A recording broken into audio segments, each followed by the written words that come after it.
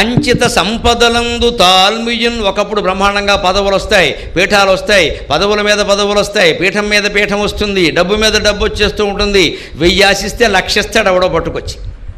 వెంటనే మనకు గర్వం వచ్చేస్తుంది. వెంటనే అలా పుట్టాం, అలా నక్కని దొక్కి పుట్టాం, కుక్కని దొక్కి పుట్టామని కబుర్లు చెబుతూ ఉంటాడు. చేయకూడని వ్యాపారాలు చేసేస్తాడు, పెట్టకూడని పెట్టుబడులు పెట్టేస్తాడు, కొడుక్కి కూతురికి స్వేచ్ఛ ఇచ్చేస్తాడు, క్రెడిట్ కార్డు ఇచ్చేస్తాడు, 6 లక్షలు లిమిట్ పెట్టేస్తాడు. వాడు సర్వనాశనం అయిపోతాడు. 15 ఏళ్ల వాడికి కారు ఇస్తాడు, వీడు డివైడర్ గుద్దేస్తాడు, వీడితో పాటు 10 మంది ఠా. ఐశ్వర్యం ఐశ్వర్యం. ఇవాళ ఏం జరుగుతుందో గమనించండి. 12 ఏళ్ల వాళ్ళు 13 ఏళ్ల వాళ్ళు బళ్ళు నడపట్లా, 15 ఏళ్ల వాళ్ళు కారు నడపట్ల. అమ్మాయిలు అబ్బాయిలు ఎలా ఇస్తారండి తల్లిదండ్రులు? కొడుకు కానీ కూతురు కానీ పొరపాటును తాగి డ్రైవింగ్ చేశారు అని పట్టుబడితే ఇంట్లోకి రానివ్వకూడదు ముందు అసలు. పైగా వీడు పట్టుబడతాడు, పోలీసు పట్టుకుంటే మేము ఎవరబ్బాయినా తెలుసా, నువ్వు గాంధీ గారి అబ్బాయివా? ఆ పోలీసుకి అధికారం లేదు ఏమనడానికి. వెంటనే తండ్రి వెళ్ళిపోతాడు, అక్కడికి తల్లి వెళ్ళిపోతుంది. లేతే సమాజం వల్ల బాగుపడుతుందండి. అందుకని పోలీసులు కూడా ఏం చేస్తున్నారు పాపం, పట్టుకుంటే పట్టుకుంటారు, లేకపోతే వదిలేస్తున్నారు. చూసి చూడట్టు పోతున్నారు వారు కూడా, గొడవ లేకుండా. చూసి చూడట్టు పోయేదా పోలీసు ఉద్యోగం? తోలు తీసేయద్దు, తీసేయడానికి మనం అవకాశం ఇవ్వద్దు. ఆ తోలు ఇంటికి వస్తే తండ్రే తీస్తాడు అన్న భయం ఉంటే వాడు ఆ తప్పు చేస్తాడా? మనం మొత్తం చనివిచ్చేసాం అలాగా. ఏమనంటే మా అబ్బాయి ఏమిటా అబ్బాయి తప్పు చేసినప్పుడు అబ్బాయి ఏంటండి గోమె కొట్టక. ఖచ్చితంగా తండ్రి ఆ చర్య తీసుకుంటే వాడు బయట చేయడండి. మనం అలా అవకాశం ఇచ్చేసాం. డబ్బు ఉంది కదా అని గర్వంతో మనం ప్రవర్తించడం. సోఫాలో హాల్లో కూర్చుని మనకి ఎంత ఉంది అంత ఉంది, మన లెవెల్ ఏంటో తెలుసా అని పిల్లల ముందే మాట్లాడడం. పిల్లల ముందు ఎప్పుడూ మన ఆస్తులు చెప్పకూడదు, అప్పులు కూడా చెప్పకూడదు చదువుకునే పిల్లల ముందు. ఎందుకంటే ఆస్తులు చెబితే గర్వం వస్తుంది, అప్పులు చెబితే నీరసం నిర్వీర్యం వస్తుందమ్మా. చేయకూడదు అలాగా, నిరాశ వస్తుంది. అప్పులు కూడా చెప్పకూడదు. అప్పులు చెప్పామనుకోండి, నాన్నగారు నా గురించి ఇంత అప్పులు చేస్తున్నారా, ఇంత చదవడం మానేస్తుంది అమ్మాయి, భయపడుతుంది. లేదమ్మా కూడా అమ్మాయి ప్రస్తావించింది, ఎందుకమ్మా నీకు ఎందుకమ్మా తల్లి, బంగారు తల్లి నువ్వు చదువుకోమ్మా, నీకేం లేదు అంతేం లేదమ్మా అని చెప్పాలి, ధైర్యం చెప్పేవాడు చదువుకుంటారు. ఆస్తులు చెప్పామనుకోండి గర్వం వచ్చేసి నువ్వు చదవపోయినా పర్వాలేదు అనుకోండి, చదవడవాడు. 10వ తరగతిలో ఉండగానే బండి కొనమంటాడు, ఇక చదవడు అసలు. ఇంకా ఇవాళ మనం చేస్తున్నది ఏది, మనకు డబ్బు ఉంది కదా అని కొనిచ్చేస్తున్నాం. పైగా కొందరు తల్లిదండ్రుల ప్రవృత్తి విచిత్రంగా ఉంటుందండి. మేము చాలా కష్టాలు పడ్డామండి చదువుకోవడానికి, మరి మా నాన్నగారు చాలా పడ్డాం మేము కూడా, అందుకే మా పిల్లలు కష్టాలు పడకూడదు. ఎందుకంటే మూర్ఖపు తల్లిదండ్రులు వేరే ఉండరమ్మా, నన్ను మన్నింతులు కాక. మీరు కష్టాలు పడ్డారు కాబట్టి పిల్లలు కష్టాలు పడకూడదా? వాళ్ళ కష్టం సుఖం తెలియద్దా? మన తల్లిదండ్రులు మన అలాగే పెంచారా? సైకిల్ మీద వెళ్ళవలసి పెడితే సరిపోతుంది. ఏ బడి ఏ పాఠశాల కూడా ఇవాళ ఏ కాలేజీ కూడా 2 కిలోమీటర్ల మించి దూరంలో లేదు కదండి. అన్ని చోట్ల ఉన్నాయి కదండి. 2 కిలోమీటర్ల మించి దూరం లేదే.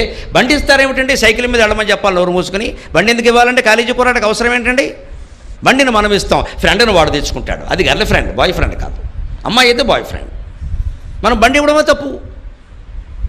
వెంటనే తల్లిదండ్రుల యొక్క ఆరోపణ ఎలా, నేను తండ్రినే కదా చెబుతున్నా మొహమాటం అక్కడ. వెంటనే కుర్రాడేమంటాడు, నాకు బండి ఇవ్వకపోతే ఉరేసుకుంటా. వేసుకో, మంగళం కోసలేంద్రాయ మహనీయ గుణాత్మనే, అంతే లెక్క.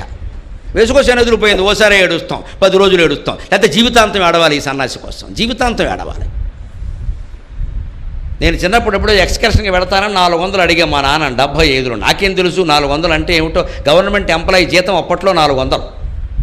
ఆయన వెంటనే ఒక ఉద్యోగస్తుడికి నెల జీతం నువ్వు ఎంత అడిగావో నీకు తెలుసు అన్నాడు. నాకేం తెలుసు, ఇస్తారా ఉరేసుకోమంటారా అన్నాడు. వెంటనే మా నాన్న వీడు ఉరేసుకుంటాట, మంచి కొబ్బరితాడు ఒకటి పట్టుకురా మళ్ళీ బతకకుండా అన్నాడు. నేను ఇప్పటివరకు ఉరేసుకోలేదు.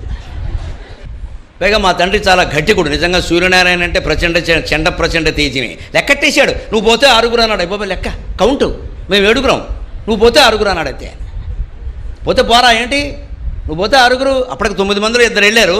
పోతే నువ్వు పోతే 6 అన్నాడు. అయిపోయి నాకు భయం వేసింది అప్పటి నుంచి ఎప్పటి వరకు ఉరేసుకోవలసిన బాధలు వచ్చినా ఉరేసుకోవాలి. ఏడ్చేవాడు వాళ్ళు లేనప్పుడు ఎందుకు వచ్చిన గొడవ అంటే నా తండ్రికి ప్రేమ లేనట్టేనా? మీరు దయచేసి ఆలోచించండి. నా తండ్రికి నా మీద ప్రేమ లేనట్టేనా?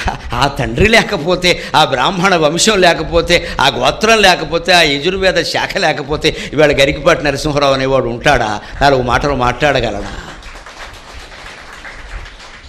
నేను నా తండ్రి మీదే కృతజ్ఞతతో చెప్పుకున్న. వంటన్ బట్టగలేదు భాష చేసిన మహోద్యోగంబు శూన్యంబ ఏ తంటాలున్ బడలేదు వ్యాకరణ గంధం వంటగా ఒంటికి పంటల్ బండును తెలుగు నేలలను కావ్యాలు చూడనే లేదు. నీ ఇంటన్ పుట్టిన భాగ్యమొక్కటియే తండ్రి, నీ ఇంటన్ పుట్టిన భాగ్యమొక్కటియే తండ్రి, నన్ను కాపాడెడిన్. గరికపాటి సూర్యనారాయణ గారి ఇంట్లో పుట్టడం అనే భాగ్యమే నన్ను ఇంతవరకు కాపాడుతుందయ్యా. నాకు అంతకంటే పాండిత్యమే లేదు. నా తండ్రి పట్ల వినయంగా నేను పద్యం రాసుకున్న సాగర ఘోష కావ్యంలో. నేను చెప్పానుగా, ఆయన మాకు ఇచ్చిన బహుమానాలు ఏమిటో గోచిగుడ్డ పెట్టి ఇంట్లో గదిలో కూర్చోబెట్టాడు ఒకసారి, ఇంకోసారి ఊరేసుకుంటానంటే తాడు తెచ్చిమ్మన్నాడు. ఇలాంటి బహుమానాలు చాలా వచ్చాయి. అయినా నా తండ్రి అంటే నాకు గౌరవం తగ్గకపోగా పెరిగింది. నాకు ఎలా ఉండాలో ఆయన నేర్పాడు ఖచ్చితంగా. నా పిల్లల పట్ల నేను ఎలా ఉండాలో ఆయన నేర్పాడు నాకు. అది తండ్రి అంటే. ఇవాళ తండ్రులు తల్లులు అలా ఉండగలిగితే ఖచ్చితంగా పిల్లలు బాగుంటారండి. మొండికెత్తడం వ్యవహారం పోతే బాగుంటే ఉండవు. ఏంటంటే నేను ఎవరంటే ఏమనంతే లెక్క, ఏమైనా కానీ అదేదో అయ్యేది వేళ అవుతుంది. వాడు ఏమనుకుంటాడో, వాడు ఫీలింగ్స్, వాడు మనోభావాలు దెబ్బతింటే 16 ఏళ్ల వాడికి మనోభావాలు ఉంటాయా?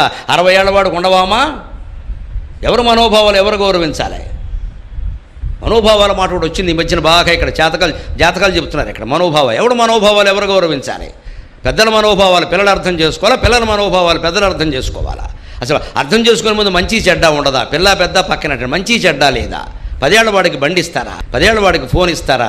16 ఏళ్ల వాడికి బండి ఇస్తారా? చెడిపోవడానికి ఈ రెండు చాలవాండి. 7వ తరగతి కుర్రాడు 6వ తరగతి కుర్రాడు చేతిలో ఫోన్లు ఈవేళ. వాడు మొత్తం ఏం చూస్తాడో తెలియదా? వాడికి ప్రైవసీ లేదా? వాడు ఫోన్ మనం తీసుకుందుకు లేదా? వాడు దాని మీద ముగ్గేస్తాడండో, అదోటి నాకు తెలియదు. మనం ఎప్పుడో చూసా, దాని మీద ముగ్గు, సంక్రాంతి ముగ్గు, ఇలా అనాలి అది ఏమనాలో మనకు తెలియదు. 100 గీతలు గీసినా అది రాదు. రాంగ్ అని వస్తుంది. తండ్రి మొత్తం బతుకంతా రాంగే వీడికి.